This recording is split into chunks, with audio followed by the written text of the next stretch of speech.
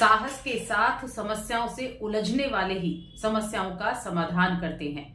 जय माता दी दोस्तों, आप सभी का स्वागत है हमारे YouTube चैनल अमृता एस्ट्रो में। और आज की इस वीडियो में मैं बात कर रही हूं दो ऐसे ग्रहों के राशि परिवर्तन के बारे में जिनको मायावी ग्रह कहा गया है, राहु और केतु।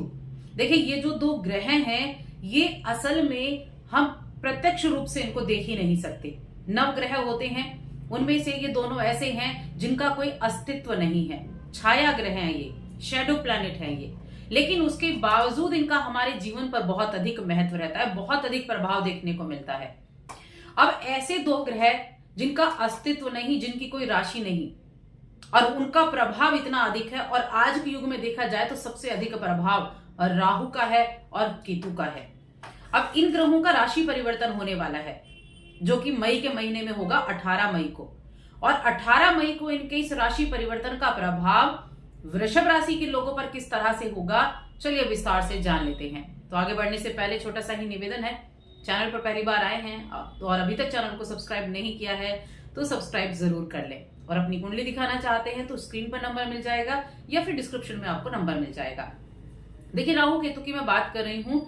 18 महीने एक राशि में रहते हैं, लगभग 1.5 वर्ष तक, उसके बाद राशि बदलते हैं। और अभी जो इनका गोचर होने वाला है वो कुंभ राशि में होगा, जो शनि की राशि है। राहु शनि के ही छाया ग्रह हैं और केतु मंगल के छाया ग्रह हैं। यानी कि अगर हम राहु को स्टडी करें, राहु को हम देखें कि वो हमें कैसे प्रभाव देगा, तो हमें शनि की जो पोजीशन है उसको देखना होगा कि शनि कैसे हैं, उसके हिसाब से राहु का प्रभाव होगा। अब इनका इतना महत्व क्यों है? देखिए, वो छाया ग्रह है राहु का। राहु शनि जैसे प्रभाव नहीं देगा, कुछ हद तक देगा, लेकिन राहु एक ऐसा प्लैनेट है जो बाउंड्रीज को क्रॉस करता है। यानी कि पारंपरिक चीजों से हटकर जो काम करेगा वो राहु है।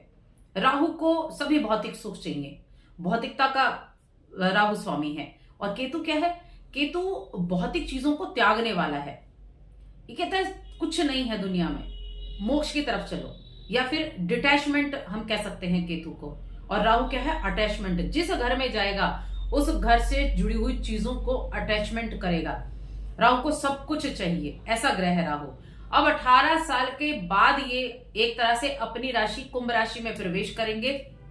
और वृषभ राशि के लोगों के लिए मैं कहूं तो राहु का गोचर होगा उनके 10th हाउस में। कुछ भाव ऐसे होते हैं जहां राहु बहुत अच्छे रिजल्ट देते हैं, उनमें से एक भाव होता है 10वां घर। क्योंकि अगर आप कुंडली में 10वां घर देखें तो क्या है? 10वां घर करियर का है, मान सम्मान का है, फेम का है। 10वां घर आपके करियर को प्रदर्शित, कर्म को प्रदर्शित करता है। अब राहु यहां आकर बैठ गए हैं, राहु क्या करेंगे? राहु का तो बड़ा जबरदस्त यहां पर रिजल्ट रहता है, लेकिन कुछ सावधानियां भी होती हैं। केतु आ रहे हैं आपके 4थे घर में, 4था घर। तो एक चीज देखिए, यहां मैं आपको बताऊं कि इन दोनों में राहु अकेले काम नहीं करता, केतु अकेले काम नहीं करता। राहु एक्शन है, केतु रिएक्शन है। इस चीज का ध्यान रखें, दोनों हमेशा आमने सामने होते हैं। अब एक्शन क्या होगा, रिएक्शन क्या होगा? तो सबसे पहली चीज तो वृषभ राशि के जातकों के लिए चंद्र राशि पर आधारित है ये वृषभ राशि। वृषभ राशि के लोगों के लिए करियर के भाव में ज्यादा आपके करियर में उछाल देखने को मिलेगा। ये ऐसा समय होगा जब आप किसी भी तरीके से अपने काम को पूरा करना चाहेंगे, एक अच्छी पोजीशन पर आप बैठेंगे। क्योंकि मैंने क्या कहा था, राहु को सब कुछ चाहिए। राहु आपके सोच के दायरे को बढ़ाता है, राहु चीजों का विस्तार करता है। तो आप यही करेंगे आपके जीवन में। अगर देखिए, 11वें घर में राहु थे तब भी ठीक ही थे, गुरु की राशि में थे।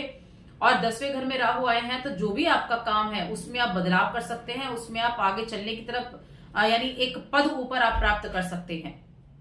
और इसके अलावा राहु आपको एक ऐसे पद पर बिठा सकते हैं जो आपने ना सोचा हो। जो अभी तक आलसी व्यक्ति थे ना, जिन्होंने अभी तक ये नहीं सोचा था कि काम करना है नहीं करना है, अब राहु उनको काम कराएगा। किसी भी तरीके से करना है, काम करना है, अपने काम बनाने हैं, चाहे कोई भी आपको कार्य करना पड़े तो आपको काम करना होगा। ये ऐसे राहु आपको काम दिलाने वाला है।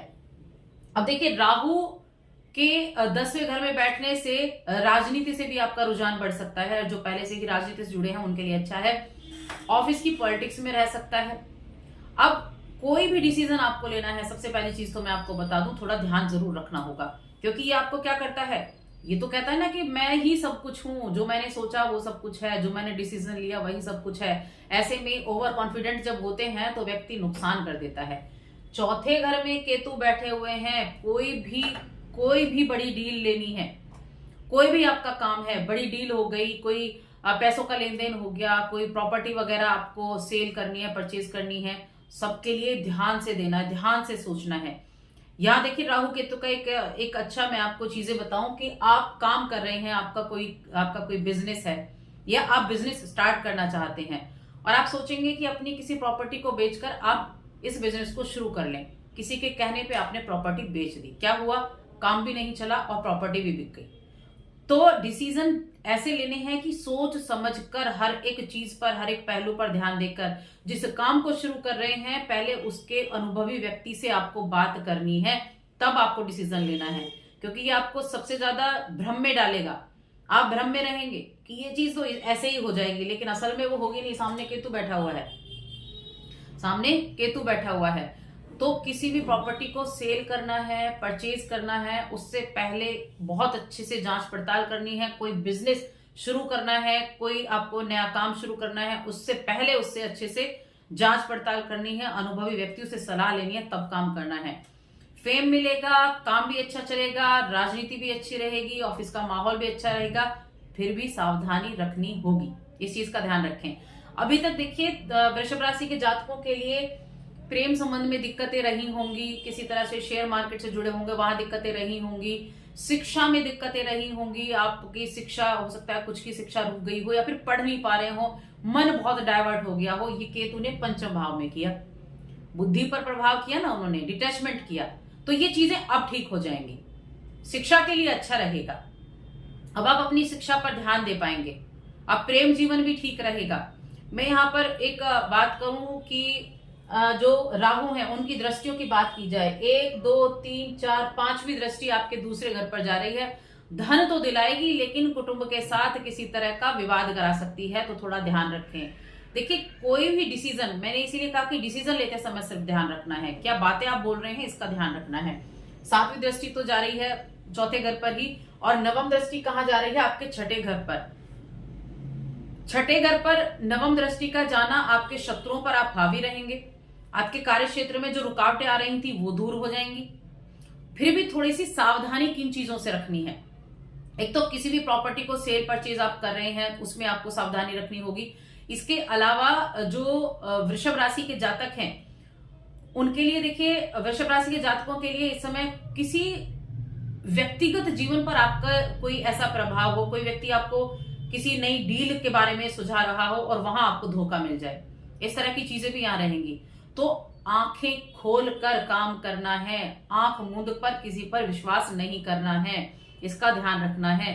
परिवार के सदस्यों के साथ में कोई मतभेद ना हो, उनका आदर सम्मान करना है। माता की सेहत का ध्यान रखना है, चौथे घर में माता का भाव है ये, माता के साथ किसी तरह की विवादित स्थिति ना हो, उनका सम्मान करें, उनका सम्मान आपको करना है। समझदारी से काम लेना है, रिश्तों में मधुरता बनी रहेगी। किसी भी वाद विवाद की स्थिति होती है तो उसको बढ़ने से बचाना है, उपाय इसलिए करने हैं। लेकिन आपकी तो शनि की 7.5 भी नहीं है, आपकी शनि की ढैया भी नहीं है। ऊपर से एक चीज और होने वाली है कि शनि का राशि परिवर्तन तो हो चुका है आपके 11वें घर में, शनि बहुत अच्छे रिजल्ट देते हैं 11वें घर में। दूसरी चीज है कि शनि जो गुरु का गोचर भी 18 मई को होगा, वो होगा आपके धन भाव में। तो चीजें बहुत बेहतर होने वाली हैं इस साल में आपके लिए, तो ये समय अच्छा है। अभी जो हमारी जन्म पत्रिका है उसमें राहु की स्थिति और केतु की स्थिति कैसी है ये भी डिपेंड करता है कि आपके लिए ये गोचर कैसा जाएगा। लेकिन ओवरऑल 60% रिजल्ट आपको उसके जरूर देखने को मिलेंगे अपने करियर के क्षेत्र में। तो मैं ये कह सकती हूँ कि ये वो समय है, ये वो साल है जब आप अपने लक्ष्य को पूरा कर सकते हैं, अपनी इच्छाओं की पूर्ति कर सकते हैं समझदारी से। उपाय की बात करें, क्या उपाय आपको करना है, एक तो सूर्यदेव को प्रतिदिन अर्घ्य आपको देना है, इस चीज का ध्यान रखें। और कोई चांदी की अंगूठी भी आप धारण कर सकते हैं इसमें या फिर इसमें, ठीक है, कनस्का में या फिर थंब में, इसमें आप सिल्वर की अंगूठी धारण कर सकते हैं, वो भी आपके लिए अच्छी रहेगी। और मंगलवार के दिन दुर्गा चालीसा का पाठ भी आप कर सकते हैं, राहु के लिए बहुत अच्छा होता है, मंगलवार के दिन करें, बड़ा उत्तम रिजल्ट मिलेंगे। तो बस आज की इस वीडियो में इतना ही। वीडियो कैसी लगी हमें कमेंट करके जरूर बताएं। जय माता दी।